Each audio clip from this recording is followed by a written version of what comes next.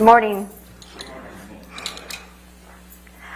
On May 27th, 2016, Ms. Heard walked into a courthouse in Los Angeles, California to get a no-notice ex-parte restraining order against Mr. Depp, and in doing so, ruined his life by falsely telling the world that she was a survivor of domestic abuse at the hands of Mr. Depp.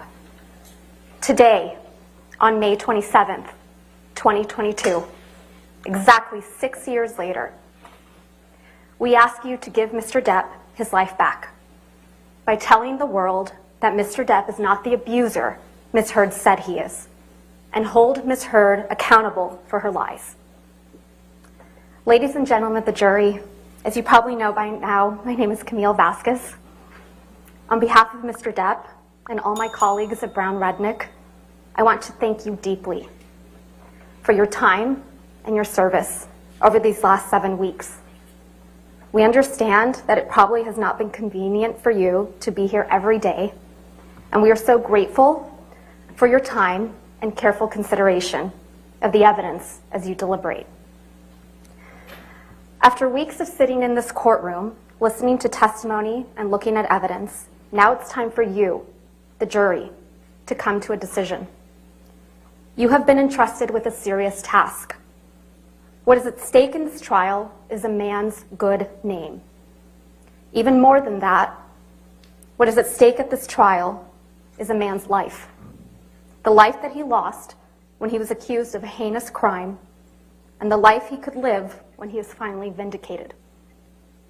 Exactly 6 years ago today, on May 27th, 2016, Ms. Heard walked into court and filed a false report of domestic abuse against her husband of 15 months, Johnny Depp. The scene was a setup. She tipped off the paparazzi so they would be waiting. They knew exactly where she would pause, which side of her face to photograph. And the photos captured what she wanted them to see, the image of a battered woman. What the paparazzi did not know is that the dark mark on her face mysteriously appeared 6 days after last seeing Mr. Depp. It was a lie. She knew it, Mr. Depp knew it, and the multiple witnesses you heard from who saw her that week of May 21st, 2016, also knew it. But the world only saw what she wanted them to see.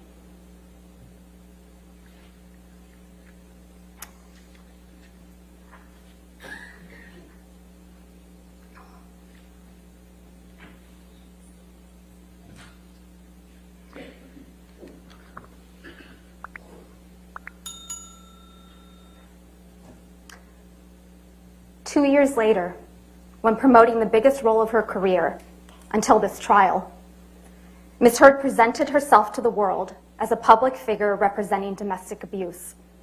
The headline of the op-ed featured the term sexual violence, even though she had never before accused her ex-husband of such a heinous crime. Ms. Heard and her lawyers love to remind you of how the op-ed did not mention Mr. Depp by name, but Ms. Heard made sure that there would be no mistake about who she was referring to. She inserted 2 years ago, so the world would remember the photo of a battered woman, the mark on her face standing outside the courthouse, and they would once again see Mr. Depp as the villain, this time in full swing of the Me Too movement. But what was happening behind closed doors was quite different from what Ms. Heard presented to the world. The exact opposite, in fact. There is an abuser in this courtroom, but it is not Mr. Depp. And there is a victim of domestic abuse in this courtroom, but it is not Ms. Heard. The evidence presented at this trial has shown that Ms. Heard is in fact the abuser, and Mr. Depp the abused. As you heard from Mr. Depp and multiple other witnesses that testified under oath at this trial, Mr. Depp experienced persistent verbal, physical, and emotional abuse by Ms. Heard during their relationship. And when their relationship was over, Ms. Heard inflicted the greatest and cruelest injury of all. She publicly and falsely named Mr. Depp as the abuser. Ms. Heard never thought she would be held accountable, never thought that she would have to face her abuser. She never thought she would have her supposed mountain of evidence vetted. She never thought that Mr. Depp would tell you, the jury, and the world that he was the real victim of domestic abuse. She said it in her own words. You can please tell people that it was a fair fight and see what the jury and judge think. Tell the world, Johnny. Tell them, Johnny Depp. Johnny Depp, man, I'm a victim too of domestic violence, and yes. I know it's a fair fight. And see how many people believe or side with you. At the start of this case, Mr. Chu and I stood before you to give you our opening statements on behalf of Mr. Depp. During that statement, we made promises to you about what the evidence would ultimately show at the end of this trial. We've kept those promises. One of those promises we made was that you would come to understand who Ms. Heard is, that she is a deeply troubled person, violently afraid of abandonment, desperate for attention and approval. And in her relationship with Mr. Depp, she was violent, she was abusive, and she was cruel. You heard from Dr. Shannon Curry, who explained that Ms. Heard suffers from borderline personality disorder and histrionic personality disorder. These are disorders that are characterized by anger, sometimes uncontrollable and explosive anger, and a powerful, sometimes desperate need for attention, acceptance, and approval. Fear of abandonment is the deepest fear. A person with these disorders will suffer from dramatically fluctuating moods and can sometimes be violent and aggressive. They can also be charming and likable, but they can be incredibly manipulative and wild. An emotional roller coaster with wild swings, from idolizing their partner to devaluing him. In fact, you saw that when she completed testing with her own forensic psychology expert, Dr. Dawn Hughes. Ms. Heard self-reported that she felt like she had 3 or 4 different personalities, and that sometimes her temper would explode and she'd completely lose control. You heard from multiple witnesses that Ms. Heard can be very pleasant, even charming. But you also heard from multiple witnesses and in audio recordings of Ms. Heard that she can be incredibly aggressive, violent, and cruel. You heard that even from her former assistant, Kate James. Ms. James testified that Ms. Heard would scream, yell, and send her barrages of text messages. In fact, Ms. Heard testified that Ms. James testified that Ms. Heard literally spat in her face. You heard from Ms. Heard's former best friend, Rocky Pennington, that Ms. Heard once hit her when Ms. Pennington did not do her best to meet Ms. Heard's needs. You also heard from Beverly Leonard that she once witnessed Ms. Heard assault her then partner in Seattle Airport in 2009. And you heard from Mr. Depp that Ms. Heard used her sister Whitney as a punching bag, literally and figuratively. You also heard overwhelming evidence from Mr. Depp and the people that were around him and Ms. Heard during their relationship, that Mr. Depp suffered persistent verbal and physical abuse at the hands of Ms. Heard. You've heard evidence from Dr. Curry and the fact witnesses at this trial that Ms. Heard's deepest fear is one of abandonment, being left by Mr. Depp. Mr. Depp's greatest crime in her mind, the fault she confronts him with time and time again, is that he splits. He leaves the fight, especially when Ms. Heard gets physical, and she couldn't stand it when he did. You heard from Ms. Heard yourselves in audio recordings how upsetting it was to her when Mr. Depp would split. Anytime anything goes wrong, you split. I feel like it's your first thing. And it's unnecessary. It's not always you're splitting because there's blows or because there's yelling or anything. You split most times when I'm still speaking in this volume and nothing has been thrown or hit or anything. You saw the barrage of text messages she would send when he would leave, calling him a monster for doing so. You heard from witnesses like Travis McGivern, Tara Roberts, and Debbie Lloyd that Ms. Heard would clod Mr. Depp, block the elevator, throw a punch when Mr. Depp tried to separate himself from the fight. And you heard from Mr. Depp and Ms. Heard's couple therapist, Dr. Anderson, that Ms. Heard reported that when Mr. Depp would leave to de-escalate a fight, she would strike him to keep him there because she would rather be in a fight than have him leave. You heard from Mr. Depp about how often Ms. Heard would berate him, insult him, and physically attack him, including one of the most serious occasions when Ms. Heard threw a vodka bottle at Mr. Depp, severely injuring his finger, and then put a cigarette out on his face. You heard from Mr. Depp that this whole incident in Australia started because Ms. Heard was enraged that Mr. Depp wanted a post-nuptial agreement, and she wasn't in his will, just a month after getting married. When her husband was seriously injured and bleeding from a partially amputated finger, what did Ms. Heard do? She pursued him.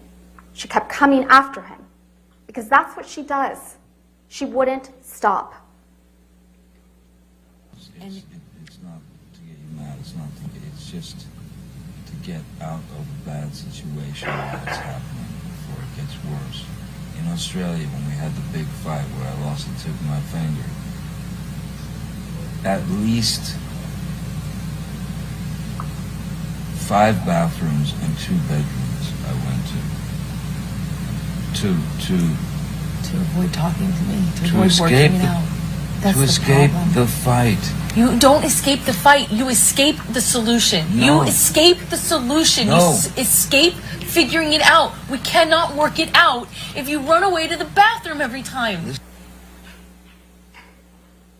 You heard Mr. Depp testify. He went through something like a nervous breakdown that day, and he wrote a lot of things on mirrors and other places. Again, what did Ms. Heard do as her husband was bleeding from serious injury? She wrote snarky messages right back to him. She denied it under oath to you, but the evidence you saw speaks for itself. You heard from Mr. Depp's security, Sean Bett, who was aware of constant arguing and bickering. He witnessed Ms. Heard calling Mr. Depp names. Fat ass. Fuck you, Johnny. Mr. Bett testified that he saw and documented injuries on Mr. Depp. A swollen eyelid in March of 2015, cuts on his nose, scratch marks on his chin in December of 2015. And you heard from Travis McGivern, who testified that Ms. Heard called Mr. Depp names like washed up, fucking cunt, and worst of all, a fucking deadbeat dad. Ms. Heard would take the low blows and hit him where it hurts, his children. Mr. McGivern told you that on March 23rd, 2015, Ms. Heard threw things at Mr. Depp, spat at him, and ultimately punched him in the face, leaving him with a shiner. You heard testimony from Malcolm Connolly, another security member, who testified he saw Ms. Heard throw things at Mr. Depp, a cigarette lighter on a plane, a soda can from upstairs at the Eastern Columbia building. He never saw marks on Ms. Heard, but he saw marks on Mr. Depp, scratches, bruises on his left eye, scratches on his left ear. And he took pictures documenting injuries like this one.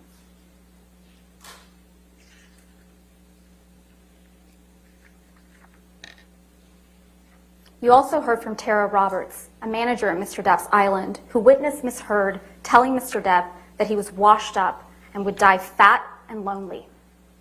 You also heard from Ms. Roberts that she witnessed Ms. Heard clawing and grabbing at Mr. Depp, grabbing his hair, trying to pull him back to her, and Mr. Depp had a visible injury to his nose on that occasion.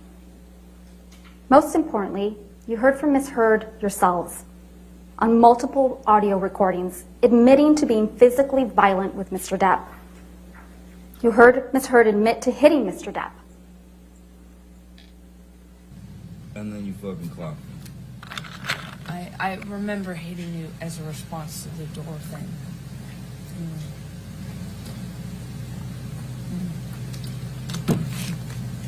And I'm really sorry about hitting you with the door or hitting your head. I did not mean to, nor... You didn't mean to hit me in the head with the door, but you meant to punch me in the jaw. I meant to hit you, and I did not do this thing with the door. I do remember, I did mean to hit you. So that you didn't mean? The door? No, God, no, I didn't. But punching me in the jaw. I didn't. Okay, I'm sorry I hit you. I did mean to hit you, but it was in response. I just reacted in response to my foot. I just reacted. And You heard her admit it again and claim Mr. Depp was a baby for complaining about the abuse. And I watched you lie, and then I didn't punch you, by the way. I'm sorry that I didn't hit you across the face in a proper slap, but I was hitting you. It was not punching you. Babe, you're not punched. Don't tell me what it feels like to be punched. You know, you've been in a lot of fights. You've been around a long time. I know. Yeah. No, when you fucking have a close. You didn't get punched. You got hit. I'm sorry I hit you like this, but I did not punch you. I did not fucking deck you. I fucking was hitting you. I don't know what the motion of my actual hand was, but you're fine. I did not hurt you. I did not punch you. I was hitting you. How are you? What am I supposed to do? Do this? I'm not sitting here bitching about it, am I? You are. That's the difference between me and you. You're a fucking baby. Because you started. You're such a baby. Grow the fuck up, Did you Johnny. start physical fights? I did start a physical Yeah, fight. you did. So I had Because- to get the fuck out of there. Yes, you did. So you did the right thing, the big thing. You know what? You're admirable. Take a minute to really think about what you just heard there. Quote, I'm sorry that I didn't hit you across the face in a proper slap, but I was hitting you. I was not punching you. Babe, you're not punched. Imagine that was Mr. Depp saying that to Miss Heard on that recording. Let's play one more.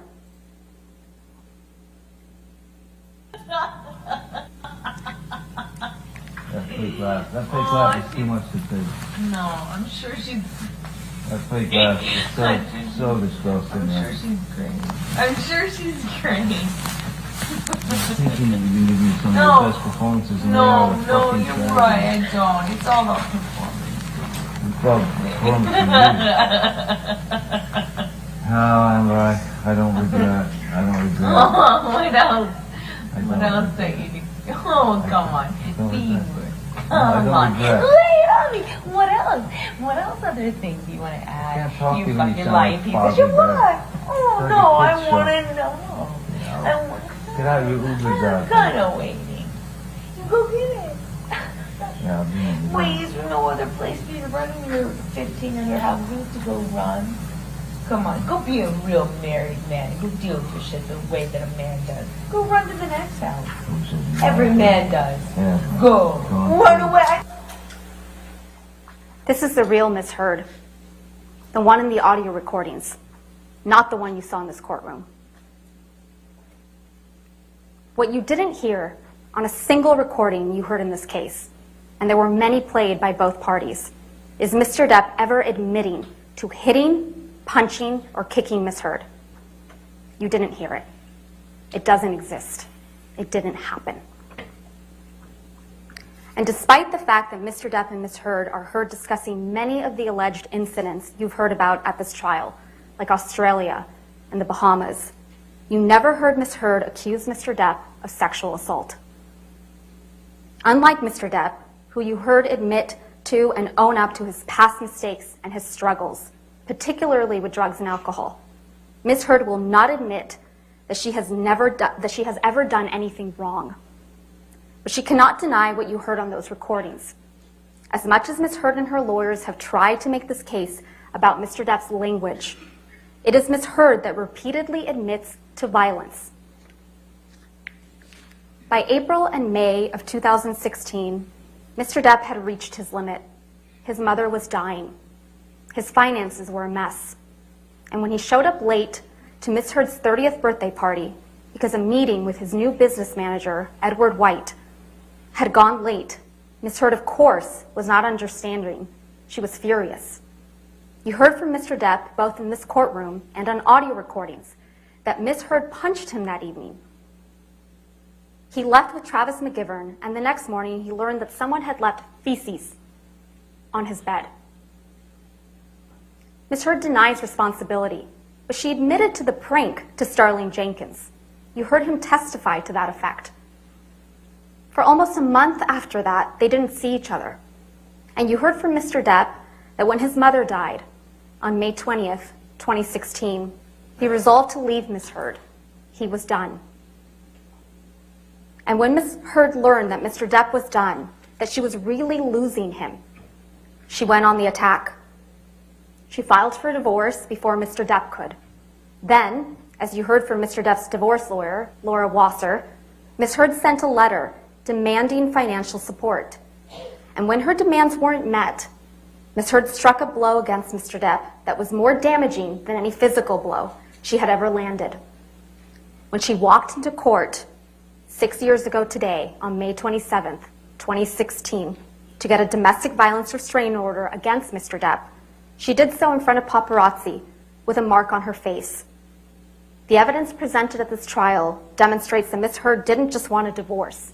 She wanted to ruin him. Ms. Heard denied alerting TMZ to the TRO filing in this courtroom.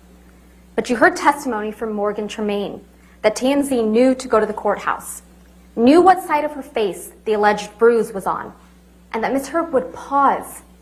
She would pause for paparazzi, who got the photos that ended up splashed across newspapers and magazines. Ms. Heard testified that she did not personally give photographs of her apparent injuries to People magazine. But somehow, these pictures that she took and maintained on her devices ended up on the cover of People magazine 1 month later.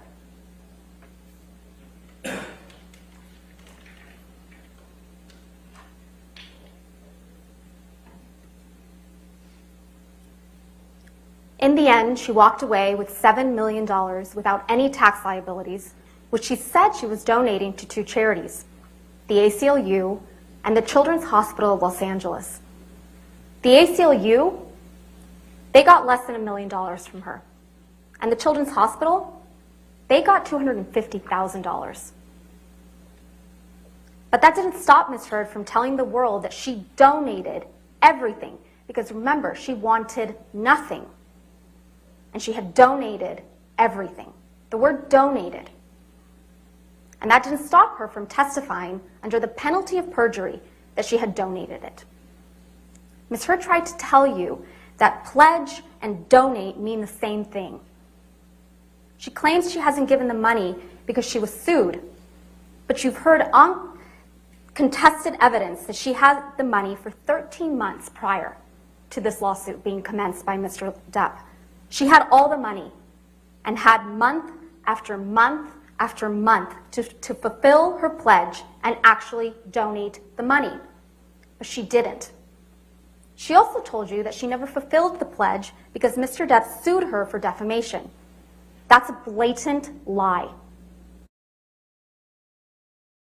After the divorce was finalized, when she sought to initiate an arbitration against Mr. Depp for defamation 3 months before the op-ed was even published, and 6 months before Mr. Depp filed this lawsuit.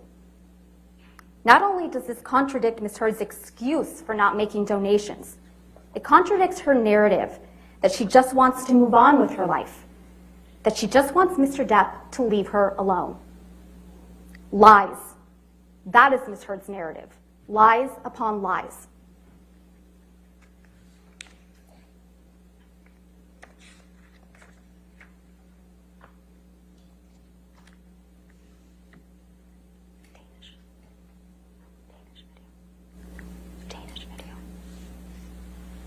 And actually were all kinds of accusations flying your way when you said all this, and then there was a divorce settlement, you got $7 million. People were saying this is all about the money, but then you did something that twisted that whole argument. What did you do with that money? $7 million in total was donated to, I split it between the ACLU and Children's Hospital of Los Angeles. ACLU is a human rights organization. Sorry, ACLU is a prominent organization, nonprofit organization. Heard in a lie, she tries to cover it up with more lies. So let's talk about the giant lie at the heart of this case. Ms. Heard's claim that Mr. Depp is an abusive monster and that she is a public figure representing domestic abuse. At the start of this case, Mr. Chu and I told you that you were going to hear some disturbing and graphic tales of abuse from Ms. Heard, and they were designed to shock you and overwhelm you, which you have. We told you that this would be a performance, the role of her lifetime, as a heroic survivor of brutal abuse. When Mr. Depp brought this case for defamation, Ms. Heard went all in. She spun a story of shocking, overwhelming, brutal abuse. She came into this courtroom prepared to give the performance of her life, and she gave it. Ms. Heard's acting coach, Christina Sexton, testified that Ms. Heard has difficulty crying when she is acting. You saw it. Ms. Heard sobbing without tears, while spinning elaborate, exaggerated, fantastical accounts of abuse and everything going on in her mind almost a decade prior while enduring that abuse. It was a performance. She told you that what she thinks about, she told you what she thinks you need to hear to convict this man as a domestic abuser and a rapist. She wants you to believe that she was abused countless times. Countless times over the entire course of their relationship. But as Mr. Chu and I promised you, the evidence just does not bear that out. Ms. Heard has told you that she has mountains of evidence of abuse, but there are no medical records reflecting she sustained any injuries from the abuse she claims. Ms. Heard had medical professionals at her disposal: Dr. Kipper, Debbie Lloyd, her own nurse, Erin Filati, and yet there's nothing. Ms. Heard took pictures all the time. Pictures of Mr. Depp sleeping.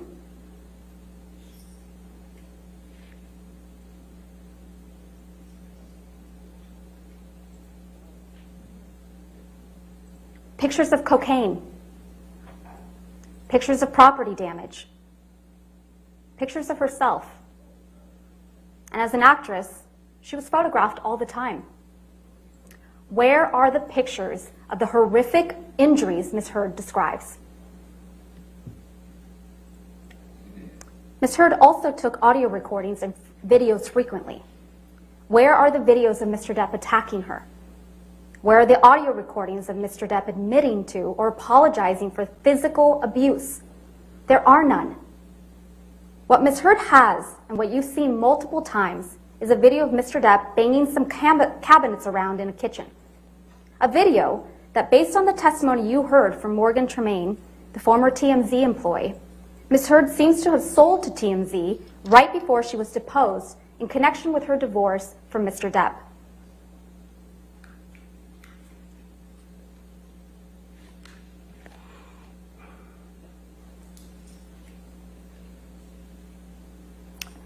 Sure, Ms. Heard can point to text messages where Mr. Depp is apologizing to her, but never for violence.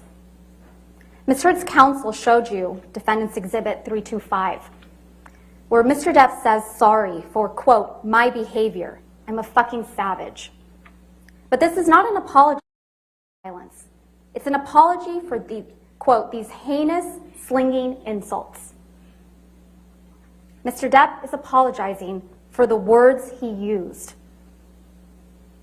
Unlike Ms. Heard, who you heard apologizing for physical violence in multiple audio recordings, you have never heard that from Mr. Depp, because he never used physical violence against Ms. Heard. Ms. Heard told you that Mr. Depp started abusing her right from the very beginning of her relationship, starting at the beginning of 2012. But she has repeatedly testified under oath differently to having spent a year of bliss with Mr. Depp before he ever laid a hand on her. And now, in this courtroom, she has suddenly erased an entire year of magic. She wants you to believe that instead of hitting her after a year of magic, Mr. Depp was hitting her immediately. The good times she has testified to about repeatedly in the past apparently never happened. And with the good times erased, Ms. Heard wants you to believe that she gave Mr. Depp a big knife that said, hasta la muerte, until death, to the man who supposedly would get drunk and high and beat her.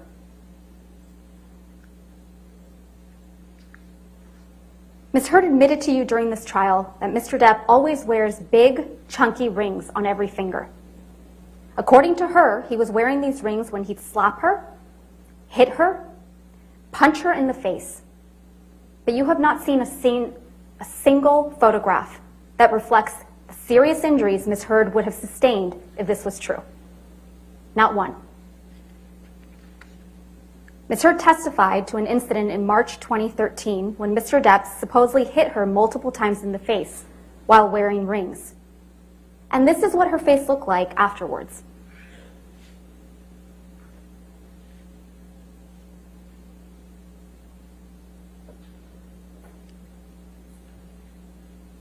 Ms. Heard testified to an incident in Russia where she claims Mr. Depp whacked her in the face and gave her a bloody nose. She didn't take pictures of her bloody nose, but her photograph was taken on that trip, and this is what she looked like.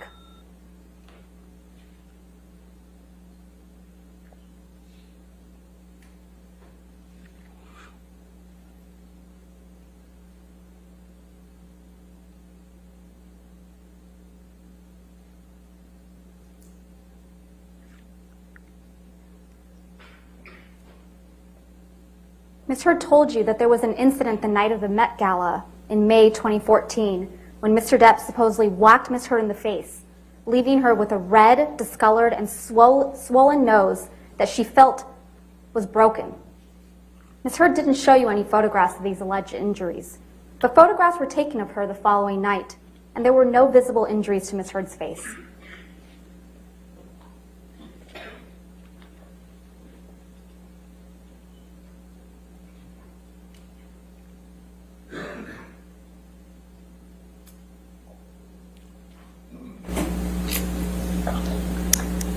Ms. Heard testified that in January 2015, while she and Mr. Depp were in Tokyo, Mr. Depp knelt on her back so aggressively that she was concerned that bruises would be visible in her backless dress.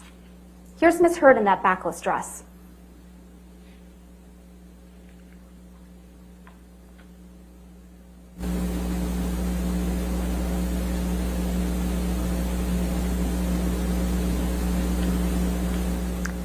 Ms. Heard testified that after an incident in December 2015, she had two black eyes, a broken nose, and chunks of hair missing. The assault was allegedly so violent that there was blood left all over the pillows, and Mr. Depp had broken the bed frame. Pictures were taken of that bed frame.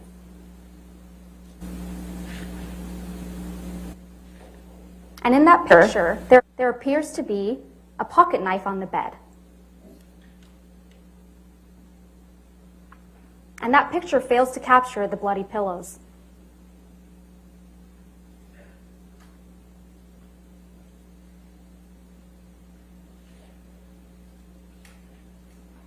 And here is what Ms. Heard looked like on the James Corden show the next day.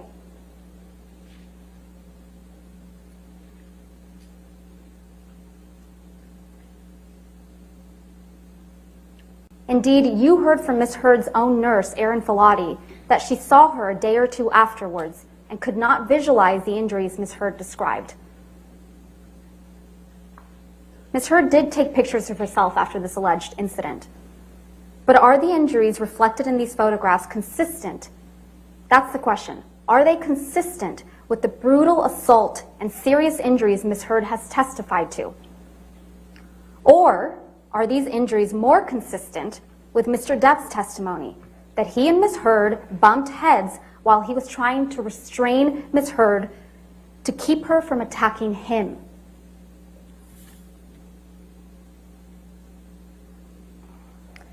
Out of Australia, where Mr. Depp sustained the most serious injury from his relationship with Ms. Heard spun a story of horror.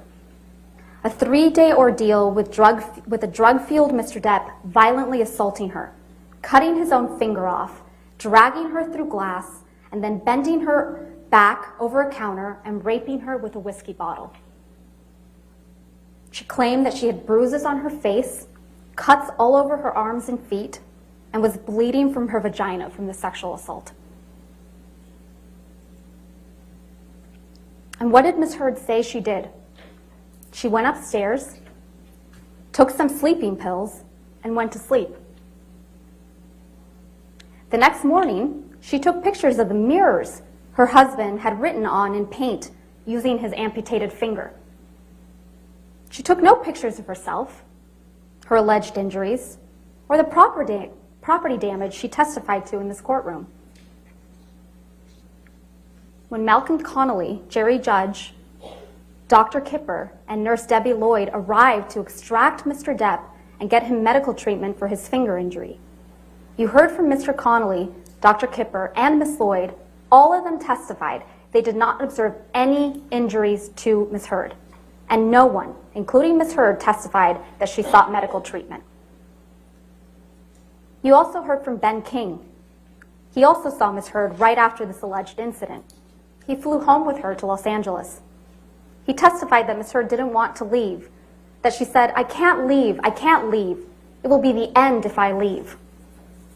He also testified that once they did leave for Los Angeles, Ms. Heard asked him if he ever got so mad he just lost it. When Ms. Heard arrived in Los Angeles, she saw Travis McGivern, who also testified he observed no injuries, and her personal nurse, Erin Filati, who documented no requests for medical treatment and no injuries in her nursing notes for Ms. Heard.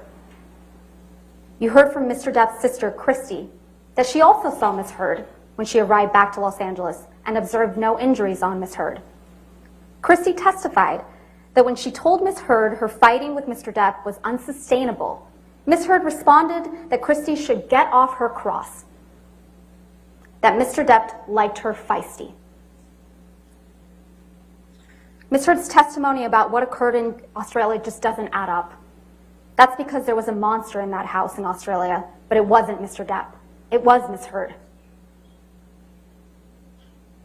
Other than Ms. Heard's testimony, all the evidence you've seen in this trial shows that it was Ms. Heard who attacked and grievously wounded Mr. Depp when she threw a vodka bottle at him, severing his finger.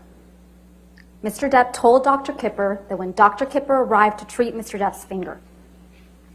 You've seen the pictures of the bar area in Australia with the broken vodka bottles on the ground and trails of blood drops on the floor and a bloody tissue on the floor. You've heard from Ben King that the tip of Mr. Depp's finger was found in the same bar area. And you heard from Dr. Gilbert that the injury to Mr. Depp's finger could have been caused exactly as he described. And interestingly, you heard from Christina Sexton that Ms. Heard told her that Mr. Depp injured his finger while swinging a bottle around. Not smashing a phone, as Ms. Heard surmised in this courtroom, but swinging a bottle around. You also heard from Ms. Sexton that Ms. Heard first told her about the bottle rape in Australia while Ms. Sexton was at Ms. Heard's home, meeting with her lawyers, the day before Ms. Sexton was scheduled to be deposed in this case. The evidence presented at this trial shows that this is not the only time that Ms. Heard disclosed a sexual assault at a convenient time for purposes of litigation she's involved in. The first time Ms. Heard claimed that Mr. Depp sexually assaulted her in the Bahamas in December 2015 was after Tara Roberts, the manager of Mr. Depp's island, submitted a sworn statement in the UK action describing the incident she testified to in this courtroom, where Ms. Heard chased Mr. Depp out of the house, was yelling and then pleading with Mr. Depp to stay while clawing at his hair and clothes, and left Mr. Depp with an injury to his face. That's the first time she disclosed it, after there was contrary evidence. Ms. Heard testified about another incident just 2 weeks after the events in Australia, where Mr. Depp supposedly attacked Ms. Heard and almost pushed her sister Whitney down the stairs. Whitney is the only witness that you heard from that backs up Ms. Heard's version of events. She's it. And the only witness, other than Ms. Heard, who claims to have seen Mr. Depp physically attack Ms. Heard. But just like Ms. Heard's version of the events in Australia, her testimony about the staircase incident and that of her sister Whitney's just doesn't square up with the other evidence in this trial. Their testimony is contradicted by the testimony of Travis McGivern and Debbie Lloyd, who were there that night. Ms. Heard and Whitney testified that Mr. Depp threw a Red Bull can that hit or almost hit Ms. Lloyd. Ms. Lloyd testified that never happened. Mr. McGivern testified that it was Ms. Heard who threw a can at Mr. Depp. Ms. Heard testified that Whitney was between her and Mr. Depp when she punched him. Mr. McGivern testified that he was the one between Ms. Heard and Mr. Depp when Ms. Heard punched Mr. Depp. Ms. Heard testified that Mr. Depp was able to get his hands in her hair, yank her, and then hit her in the face with the cast he had on. But you heard from Ms. Lloyd and Dr. Colbert, Mr. Depp's medical doctor, who treated Mr. Depp's finger injury, that Mr. Depp's finger was in a delicate state. He had a pin in his finger, a skin graft, and a soft cast that immobilized Mr. Depp's two middle fingers. And tellingly, the only picture of an injury from this incident is of Mr. Depp with a shiner.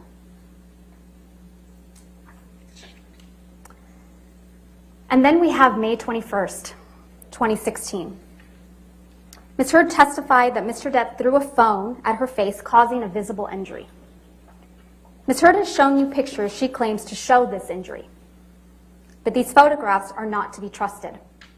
You heard from Mr. Neumeister that, like many of the photographs Ms. Heard has presented in this case, these photos were stored in a photo editing application.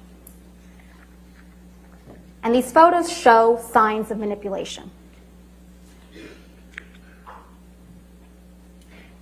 These two photographs were taken at the exact same time and have the exact same file name. But they are visually different. One shows significantly more redness on Ms. Heard's face than the other, which doesn't show any injury at all. Ms. Heard testified that the difference is explained by turning on a light. But there is no way Ms. Heard could have taken a picture, turned on a light, and then taken another picture with every hair in the exact same place within the same second. It's impossible.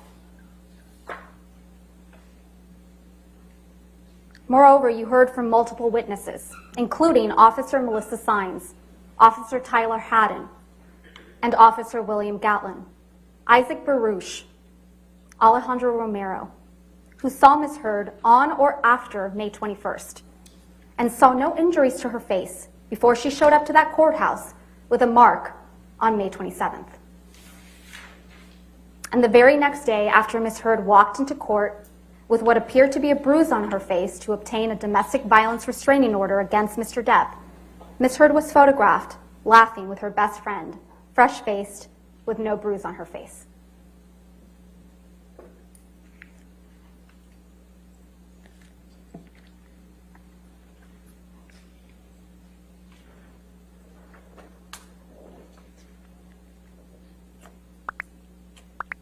The mountain of evidence that Mr. Depp abused Ms. Heard is simply not there.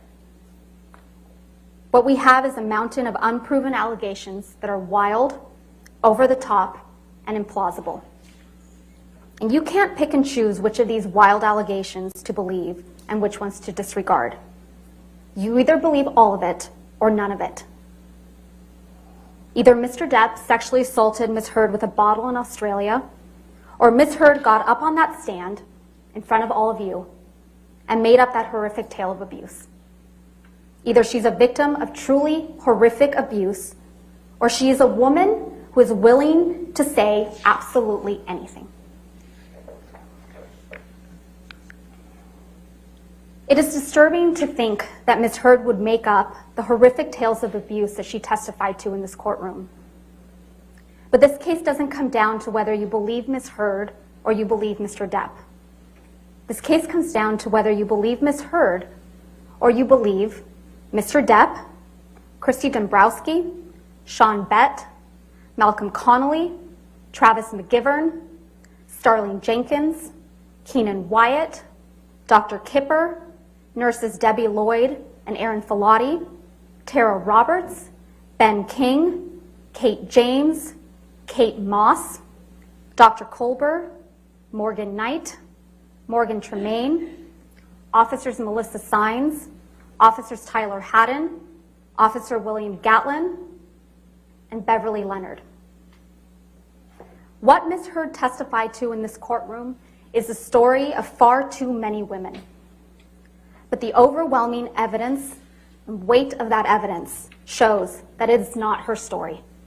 It's not Ms. Heard's story. It was an act of profound cruelty, not just to Mr. Depp, but to true survivors of domestic abuse.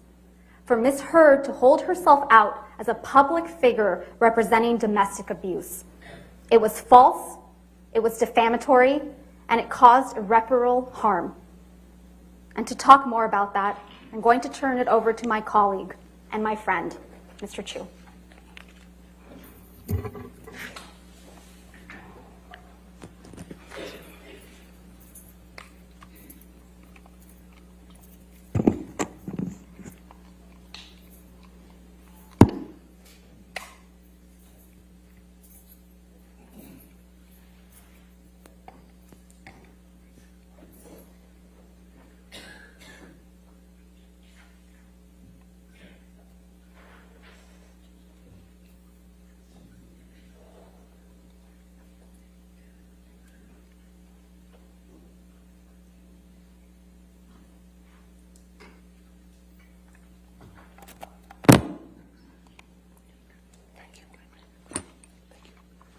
Thank you, Camille. Logistics are not our strong suit.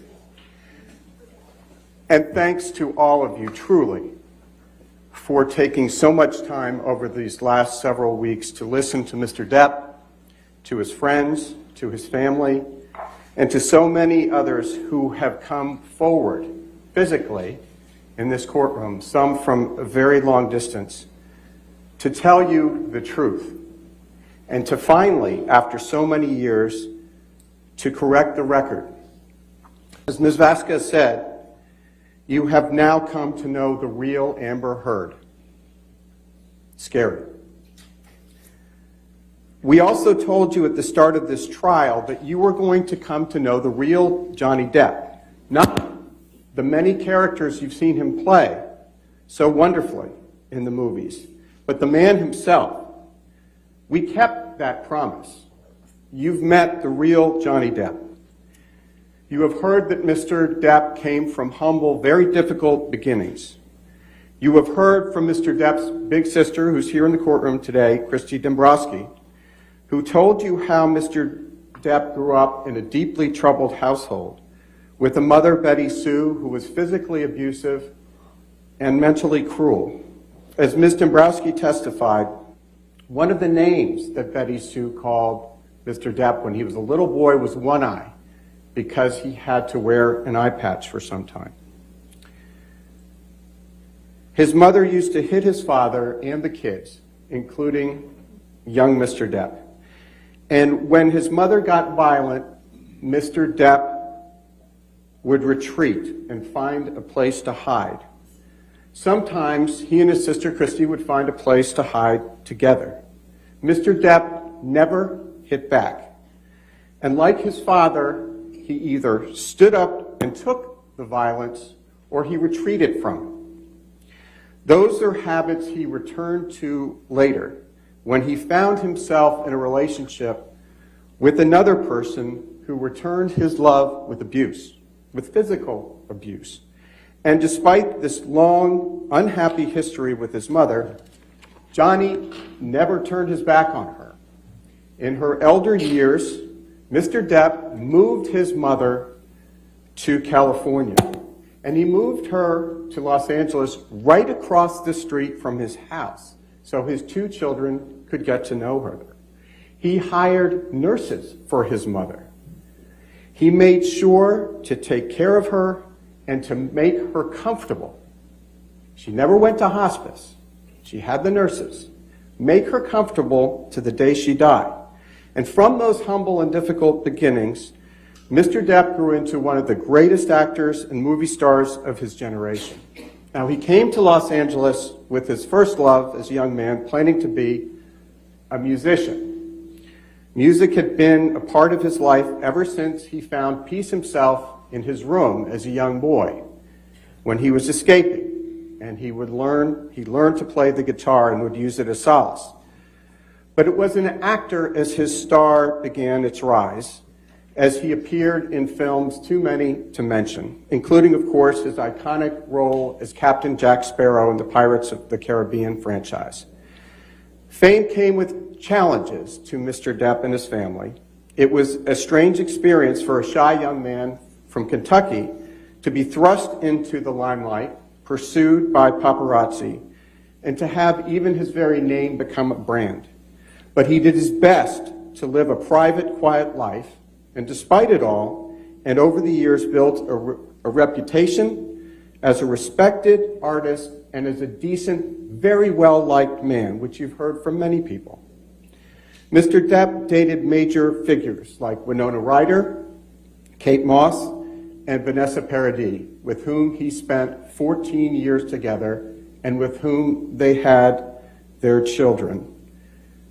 Before Amber Heard, ladies and gentlemen, no woman ever before Amber Heard ever claimed that Mr. Depp raised a hand to her in his 58 years. And no other woman since Ms. Heard made that false claim back on May 27th, 2016, and repeated it in her December 2018 op-ed. Has any woman come forward since? This is Me Too without any Me Too. To the contrary, ladies and gentlemen, you heard Kate Moss 2 days ago testify.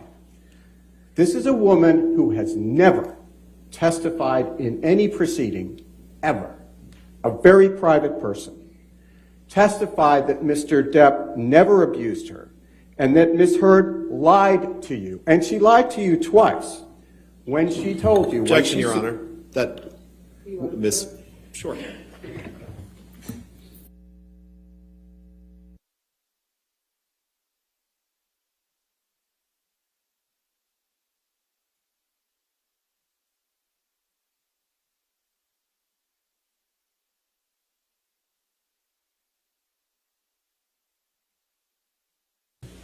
Ladies and gentlemen, as I was saying, Ms. Heard lied to you twice when she suggested to you that Mr. Depp pushed Kate Moss down the stairs. You told her, you heard her say just 2 days ago that Mr. Depp never did that, and he never hit her, and he never kicked her. That was one of... Objection, Your Honor. That's not what you testified to. Exactly we what just you discussed testified. that. Overruled. Thank you, Your Honor. They're still at it. Ms. Heard and her lawyers have spent much of this trial talking about drugs and alcohol. Mr. Depp is no saint, and he has never claimed to be one. He has made mistakes in his life, as we all have. Yes, he has struggled with drugs and alcohol, but you never heard him deny that. We told you that in the opening statement. He owns his flaws. He admits to them. He told you all about them. But he is not a violent abuser. He's not an abuser, as Ms. Heard claims. And he did not and does not deserve to have his life, his legacy, destroyed by a vicious lie. And this is, as Ms. Vazquez said, this is the 6th anniversary of that. There is a world of difference between having substance abuse problems and being a physical abuser. Ms. Heard falsely accused Mr. Depp of beating her. That was her first allegation, and you know why, and you know that wasn't true. Then, years after the fact, for the first time, she accused him of raping her. The lies have grown and metastasized over time, and they need to be stopped. And those false accusations have caused more harm to Mr. Depp than her fists ever did. And make no mistake, Ms. Heard has admitted, unlike Mr. Depp, Ms. Heard has admitted on the audio tapes you've heard at this trial, and Ms. Vazquez just played you a few of them, she has admitted repeatedly to physically abusing Mr. Depp. And I would just like to take a minute to talk about the harm to Mr. Depp and his family. You have heard from several of the people in Mr. Depp's life about the damage Ms. Heard's lies have done to him. You heard from his sister Christy, who told you how hard it has been on his family and on her little brother personally. You heard from Mr. Depp's friend of 4 decades, and that speaks volumes about Mr. Depp. He has lifetime friends who appear for him. Mr. Baruch told you how Mr. Depp and his family had been, quote, completely wrecked, unquote, by Ms. Heard's lies.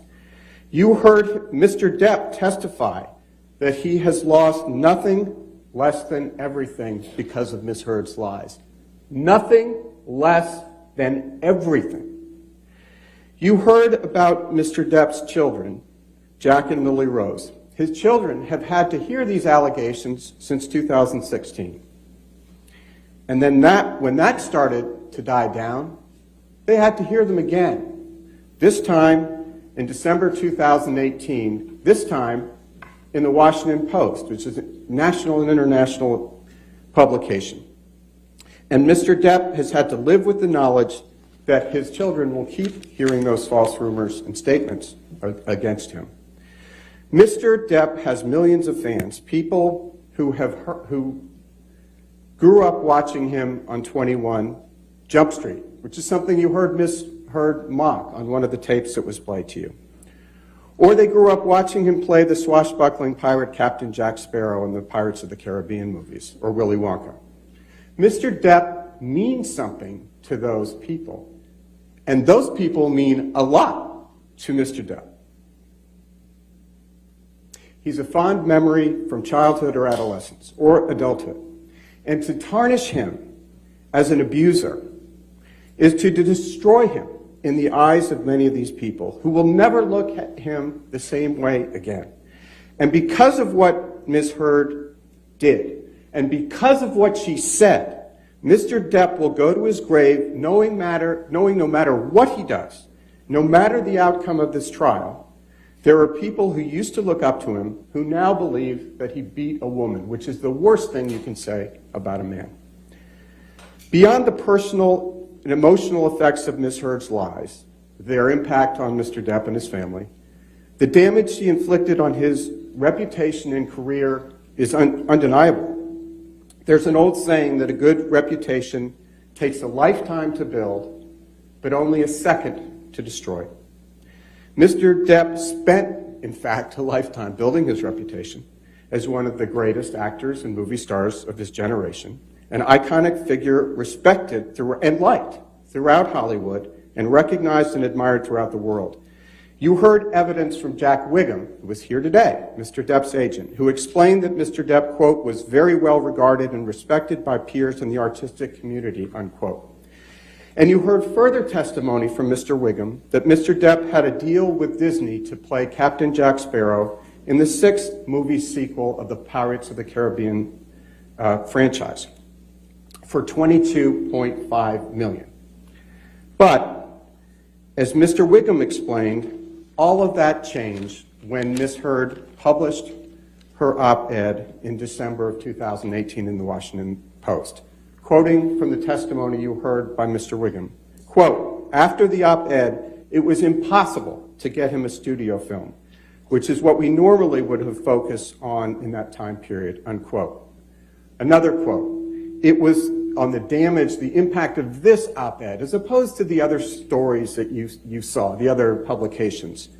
Mr. Wiggum explained why this one was so damaging. Quote, it was a first-person account. I mean, from the victim. It's extremely impactful. You know, with respect to Johnny, it was catastrophic because it was coming from a first-person account. It was not from a journalist. It was coming from someone observing. It was from someone saying, this happened to me, unquote. You also heard from Richard Marks, an expert in the inner workings of Hollywood and the entertainment industry, who explained that the impact of Ms. Heard's allegations on Mr. Depp was devastating. Quote, it's devastating. It's the type of claim, the Me Too claim of sexual violence, domestic abuse, that has canceled a list of actors, unquote. And for many, and Mr. Depp would agree with this, rightfully so, Me Too is an important movement, a movement that Mr. Depp supports and believes in. It's for true survivors of abuse, not Ms. Heard. True victims need protection, and true perpetrators need to face the repercussions. But as you heard in this case, Amber Heard is not a true victim, and Mr. Depp certainly is not an abuser. Again, nobody has come out of the woodwork to say, Me Too. This is the unique and singular Me Too case where there's not a single Me Too. In fact, to the contrary, Kate Moss, who was in a romantic relationship with Mr. Depp for 3 years, which he broke off, came forward to say, no, he never pushed her down any stairs. And you heard Doug Banya, an expert in internet and social media analytics, testify to the impact that Ms. Heard's allegations had on Mr. Depp's popularity. Ms. Heard's lawyers tried to tell you that all of the damage done to Mr. Depp's career was because of his own behavior, because he was sometimes unprofessional or sometimes late to set. But that doesn't hold up. Mr. Depp has been a major figure in Hollywood for decades. Yes, Mr. Depp was late to set sometimes. But as Richard Marx testified, quote, when you hire Johnny Depp, you get all of Johnny Depp, which includes being late, unquote. Keenan Wyatt, who has worked for decades as a sound engineer on some of Mr. Depp's films, said much the same thing. And by the way, Mr. Wyatt is not and never has been an employee of Mr. Depp. He's just worked with him on movies. Mr. Depp wasn't canceled by Hollywood because he was sometimes late to set. He was canceled because Ms. Heard falsely accused him of domestic violence and sexual violence on the pages of the Washington Post on December 18, 2018, repeating the prior lies of May 17, 2016. And as you saw at trial, Ms. Heard published the op-ed on December 18, 2018, 2 years after her public allegations of domestic abuse. Ms. Heard's publication of the op-ed coincided with the release of her major movie Aquaman that December. And it coincided as well with her announcement on Twitter that she was becoming an ACLU ambassador for women's rights. And in that op-ed, Ms. Heard repeated her false allegations against Mr. Depp. Now, she didn't mention his name. She didn't have to. Everyone knew exactly who and what Ms. Heard was talking about. Ms. Heard got on the stand and tried to tell you that the op-ed was not about Mr. Depp. She then said, well, it wasn't just about Mr. Depp. But she couldn't deny, and this was yesterday, that this was at least partly about Mr. Depp. The op-ed obviously is about Mr. Depp, and the testimony at trial proves that. You will recall testimony from the ACLU's representative, an attorney, stating that Mr. Depp's name was included in drafts of the op-ed and that they and others understood that the op-ed was about Mr. Depp. Specifically, the ACLU representative testified, among other things, quote, based on my review of prior drafts of the op-ed, I knew that she was referring to Johnny Depp and the marriage, unquote. Ms. Heard's claim that the op-ed is not about Mr. Depp is just another one of her many, many lies. In fact, what you have seen time and time again through the course of this trial is that Ms. Heard lies. She lies all the time about things that are important and the things that aren't important. She just can't seem to stop. And as Ms. Vazquez said, what she routinely does is she doesn't take ownership or responsibility for anything, and she has an excuse for everything. But in this courtroom, confronted with the evidence, she can't run away from her own words. As my colleague said, words matter, and Ms. Heard is condemned by her own words. So Tom, let's please take a look at the words she used in her op-ed, which is Plaintiff's Exhibit 1, and which Ms. Heard published in December 2018, 2 years after she first publicly accused Mr. Depp of being an abuser on May 27, 2016. The title of the op-ed reads, as you can see, quote, Amber Heard, I spoke up against sexual violence and faced our culture's wrath. That has to change, unquote. Below that, Ms. Heard states, quote, then 2 years ago, I became a public figure representing domestic abuse, and I felt the full force of our culture's wrath for women who speak out, unquote. And below that, Ms. Heard states, quote, I had the rare vantage point of seeing in real time how institutions protect men accused of abuse, unquote. Each of those statements clearly refers to Ms. Heard's allegations against Mr. Depp. And taken collectively, their message and their implication about Mr. Depp is clear, i.e. that Ms. Heard is a survivor of domestic abuse and that Mr. Depp is a perpetrator. The context in the rest of the op-ed makes that clear as well. Consider, for instance, this line, quote, imagine a powerful man is a ship, like the Titanic. That ship is a huge enterprise. When it strikes an iceberg, there are a lot of people on board desperate to patch up holes. Not because they believe in or even care about the ship, but because their own fates depend upon the enterprise, unquote. Everyone in Hollywood knew, and everyone in this courtroom now knows exactly what Ms. Heard intended those words to mean. The ship, the Titanic, is Mr. Depp, and Ms. Heard was the iceberg that sank him. That's precisely what Ms. Heard was saying in the op-ed. And in just the same way, everyone in Hollywood knew, and Hollywood and elsewhere knew exactly what Ms. Heard meant by the words, quote, 2 years ago, I became a public figure representing domestic abuse, unquote. That was a clear reference to the day 2 years earlier, on May 27, 2016. And as Ms. Vazquez said, that was 6 years to the day. That's when his life ended. That was 6 years ago to this day, when Ms. Heard, on May 27, 2016, walked into court with her publicist, Jody Gottlieb, having tipped off TMZ, with an alleged mark on her face to accuse Mr. Depp of abuse. As always, Ms. Heard was quite mindful of her image. She was careful to portray herself as the innocent representative of abuse survivors, and by implication, Mr. Depp as the perpetrator of domestic abuse. She was the woman who, in the words of her title, supposedly, quote, spoke up against sexual violence, unquote. Now, Ms. Heard has done a lot to try to walk away from the title in particular. That's true to form. She has testified that she didn't write it, and she will argue later that she shouldn't be held liable because she didn't write it. But as the court's instructions, which you heard this morning, make clear, Ms. Heard didn't have to personally write any part of the op-ed for her to defame Mr. Depp through implication in the Washington Post.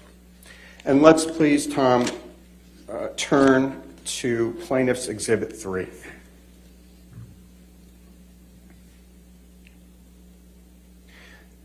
Ms. Heard, as you all can see on the screen, retweeted the article, including the title on her Twitter page. Ms. Heard put her name on it. And she proudly declared, quote, today I published this op-ed in the Washington Post, ellipsis, unquote.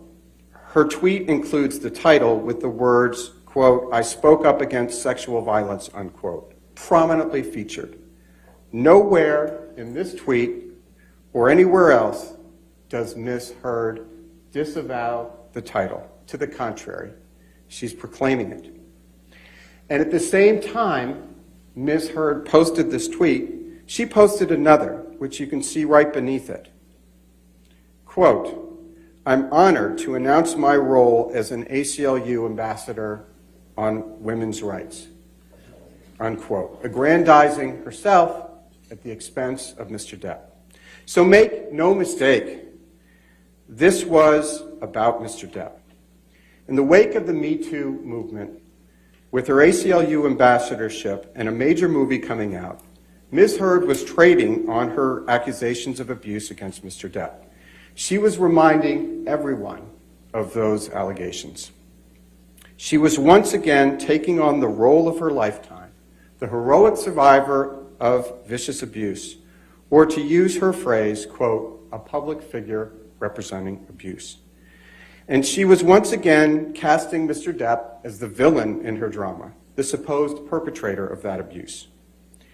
When you meet to deliberate this case, you're going to be tasked with several questions.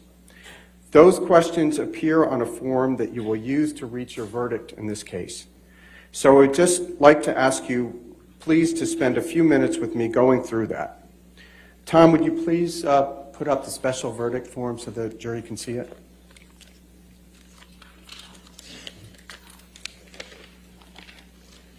Some of it's hard to read, so maybe Tom might please blow it up. Oh, thank you very much. You will see here the first page of the verdict form relating to Mr. Depp's claim for defamation against Ms. Heard. There are 3 pages relating to Mr. Depp's claim, one for each of the 3 defamatory statements in the op-ed that form the basis of Mr. Depp's claim against Ms. Heard. You've heard those 3 statements many times, but they bear repeating, I promise, just once more here. 1, quote, I spoke up against sexual violence and faced our culture's wrath. That has to change, unquote. 2, then 2 years ago, I became a public figure representing domestic abuse, and I felt the full force of our culture's wrath for women who speak out, unquote. 3, I had the rare vantage point of seeing in real time how institutions protect men accused of abuse, unquote.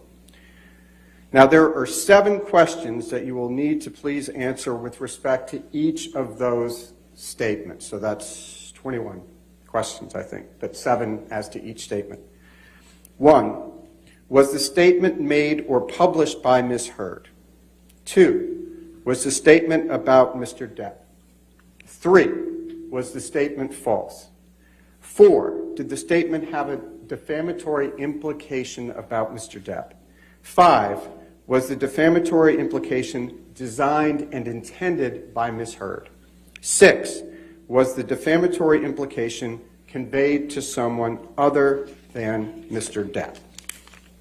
7, did Ms. Heard make the statement with actual malice, which is, Her Honor explained, meaning did Ms. Heard make the statement knowing it was false or with reckless disregard as to the truth? Ladies and gentlemen, the evidence clearly shows that the answers to those 7 questions are all yes. And if you answer yes to all of those questions, which you should, we respectfully submit, you will be asked to state the amount of damages to which Mr. Depp is entitled. In the wake of the Me Too movement, movie producers know better than to cast a movie star who has been accused of domestic and sexual violence. And it is entirely within your discretion as jurors to quantify the amount of money that constitutes fair compensation for Mr. Depp's pain and humiliation inflicted by Ms. Heard's defamation. But while Mr. Depp certainly is entitled to monetary compensation, this case, at least for Mr. Depp, has never been about money. This case for Mr. Depp has never been about money. Nor is it about punishing Ms. Heard. It is about Mr. Depp's reputation and freeing him from the prison in which he has lived for the last 6 years, and it's 6 years to the day.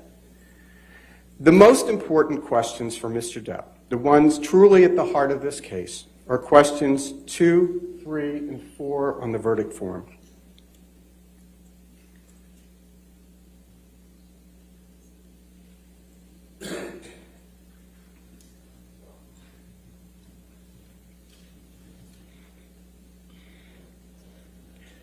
And while Tom's pulling that up, let's take question 2. Thank you. Were the statements about Mr. Depp? Yes.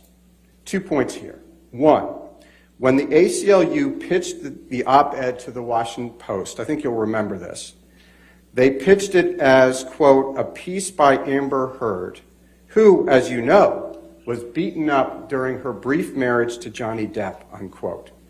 That's how they pitched it.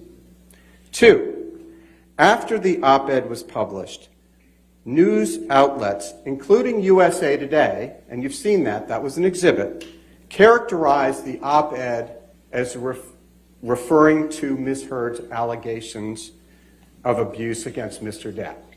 So the USA Today interpreted it that way, and so did many other publications. They got exactly the implication that Ms. Heard and the ACLU intended them to have. Tom, if you would please pull up Plaintiff's Exhibit 409 and 411, if you could put them side by side. And this was expected. This is what they wanted. There had been a lot of press 2 years prior to the publication of the op-ed about Ms. Heard's claims of abuse against Mr. Depp when she walked into court with her publicist to obtain the domestic violence, the no-notice ex parte, meaning Mr. Depp's lawyer was not informed and he was already in New York, which he testified Ms. Heard was well aware of.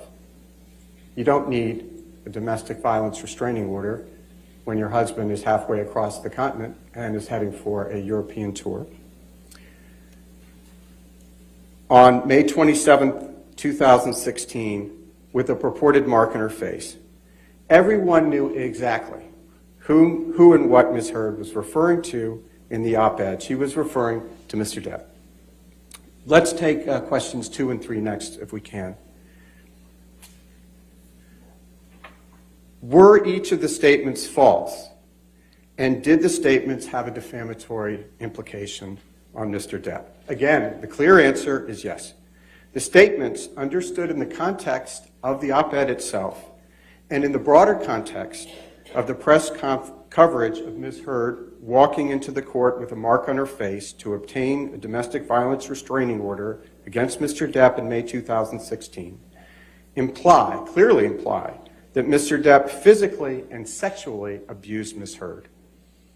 The overwhelming evidence that you all have heard and has come forward in this case shows that those allegations are false and despicably false.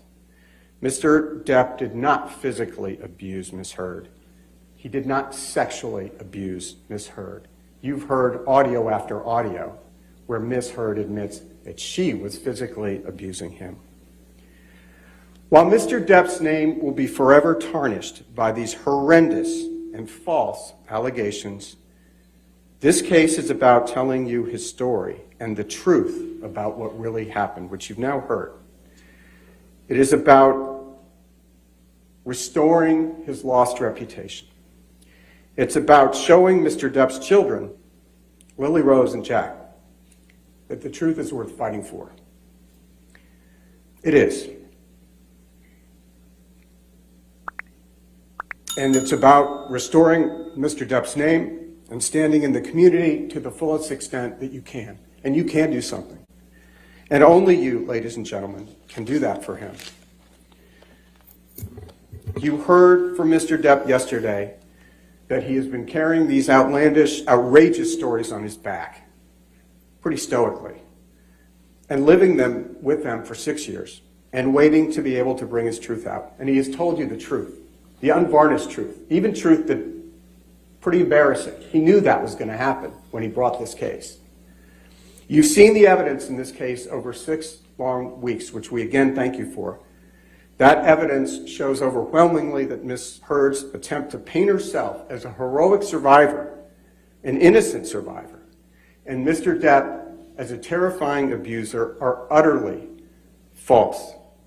We ask you to please return your verdict for Mr. Depp.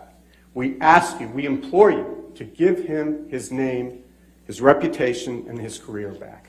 Thank you very much, ladies and gentlemen. All right, ladies and gentlemen, let's go ahead and take a break at this time. Again, this case has not been submitted to you yet. We will continue with closing arguments when we come back, so do not discuss the case with yourselves. Don't do any outside research, okay? Thank you.